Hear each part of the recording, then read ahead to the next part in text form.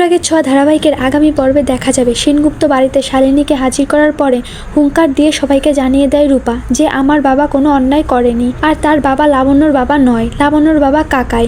উর্মি প্রচণ্ড ক্ষেপে যায় জয়ের উপর এবং উর্মি জয়ের সাথে কোনো সম্পর্ক রাখবে না জানিয়ে দেয় উর্মি।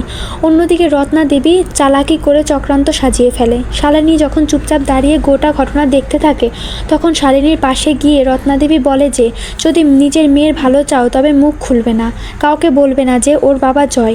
শালিনী মিত্র ভাবতে থাকে যে সে তো কয়েকদিন পর মরে যাবে, কি হবে তার মেয়ের যদি সে সত্যিটা সবাইকে জানিয়ে দেয় তার মেয়েকে এই বাড়িতে কেউ আশ্রয় দেবে না। তাই শালিনী মিত্র চুপ হয়ে যায়।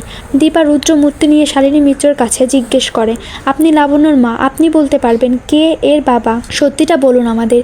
ঠিক তখনই শালিনী মিত্র জয়কে নয় সূর্যর দিকে আঙুল তুলে দেখায় এবং সবার সামনে বলে যে ডক্টর সূর্য সেনগুপ্তই আমার লাবণ্যর বাবা। শুনে চমকে যায় দীপা। তো বন্ধুরা, তোমরা এটাই চাও তো যে শালিনী মিত্র মিথ্যে কথা বলে পার পেয়ে যেন না যায়? কমেন্ট করে জানাতে ভুলো না।